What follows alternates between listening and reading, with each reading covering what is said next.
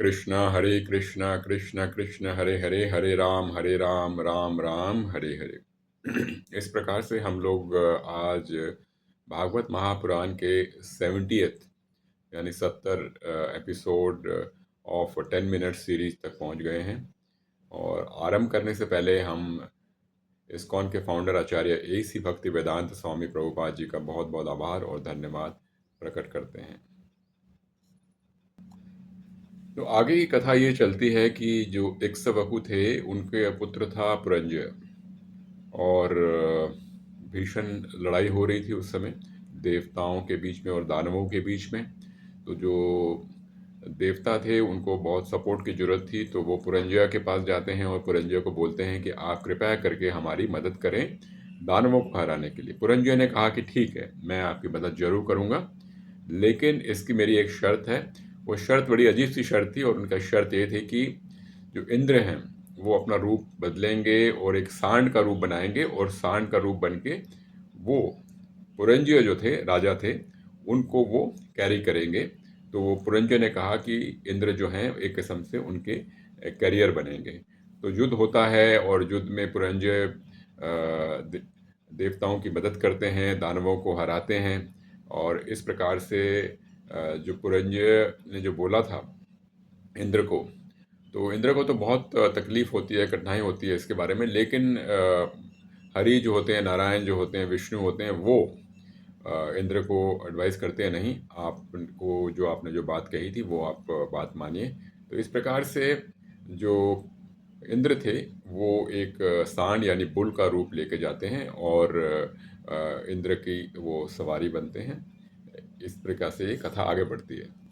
आगे एक कथा आती है कि जो पुरंजय होते हैं उनके ही वंश में एक राजा होते हैं जिनका नाम होता है युवन अश्व।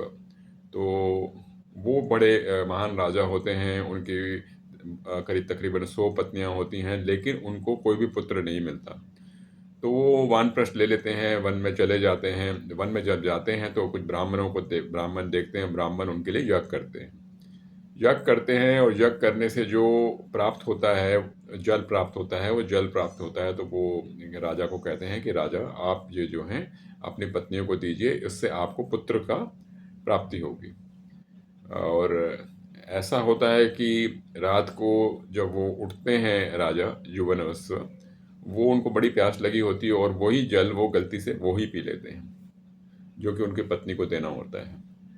तो उस जल को पीने की वजह से राजा को पुत्र होता है, और राजा को पुत्र होने की वजह से फिर जो पुत्र होता है उसको जो स्तनपान कराना होता है वो करा नहीं पाते हैं। तो जो बालक होता है वो बहुत रो रहा होता है, बहुत रो रहा होता है।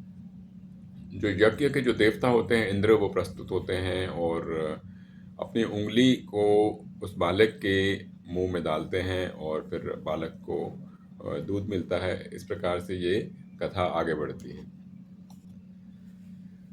तो हम देखते हैं कि इस भूलोक में अजीब अजीब सी चीज़ें होती हैं, होती आई हैं, होती रहेंगी। लेकिन कहीं भी कहें, कुछ भी कहें, इसमें जो है वह दुखालय ही रहेगा, दुख का ही स्थान रहेगा। तो दुख से बचने के लिए हमें जीवन और मृत्यु का जो चक्र है उसको हमेशा तोड़ने की कोशिश करनी चाहिए। नारायण की शरण लेनी चाहिए, हरि की शरण लेनी चाहिए, और सरेंडर करके इसी प्रकार से हमें जीवन मृत्यु का जो हमारा जो चक्रव्यूह है उसी को हम तोड़ पाएंगे। तभी हम लोगों को जो पृथ्वी लोक में जन्म लेने का हमारा उद्देश्य है, जो पर्पस ऑफ लाइफ है, वो पूर्ण हो पाएगा, पूरा हो पाएगा।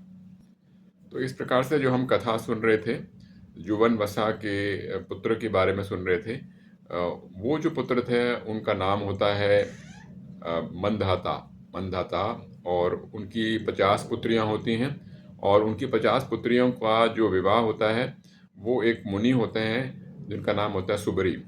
सुबरी होता है, और उनके साथ शादी होती है। सुबरी मुनि जो थे वो काफ़ी तप करते थे, और बहुत तप के लिए माने जाते थे। और तप करते करते वो यमुना के अंदर चले जाते थे और पानी के नीचे, पानी के तल के नीचे वो तप करते थे और पूरी तरह से वो सेलिब्रेट थे, लेकिन ब्रह्मचारी थे। लेकिन एक बार क्या हुआ, जब वो तप कर रहे थे तो उनने देखा कि दो मछलियां संभोग कर रही हैं।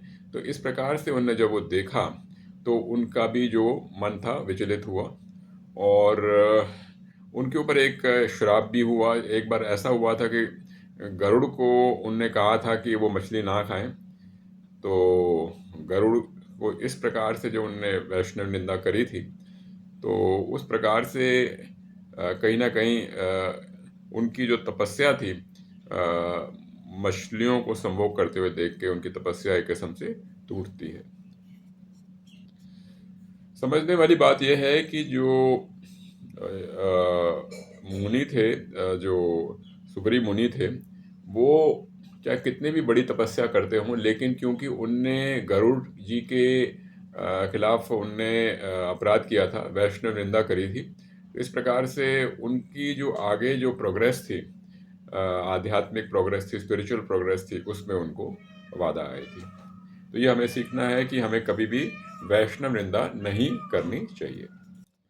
तो राजा मंडठा जो थे हमने देखा कि राजा मंडठा जो थे, उनने अपनी पुत्रियों की शादी जो थी सुग्रीव मुनि के साथ करी थी और उनने जब शादी करी थी उनके साथ, तो उनकी तकरीबन 100 उनकी संतानें होती हैं और जो 100 संतानें होती हैं, तो 100 संतान होने के बावजूद भी गरुड़ जी का जो श्राप था उसकी वजह से उनको किसी प्रकार से संतुष्टि नहीं मिल पाती है। वो हमेशा निराश रहते हैं, संतुष्टि उनको नहीं मिल पाती है, तो संभोग करने से उनको संतुष्टि नहीं मिल पाती है। तो समझने की बात यह है, जैसे कि हम लोग जलती हुई लकड़ी में घी डालते हैं और घी डालते हैं और घी डालते हैं, तो जो लकड़ी है, जो अगली जो प्रज्वलित होती है, वो अगली को और घी चाहिए होती है, और घी चाहिए होती है, वो घी चाहिए होती है और वो शांत नहीं होती है। इस प्रकार से संभोग चाहे जितना भी कर लिया जाए, वो संभोग जो है वो शांत नहीं होता है।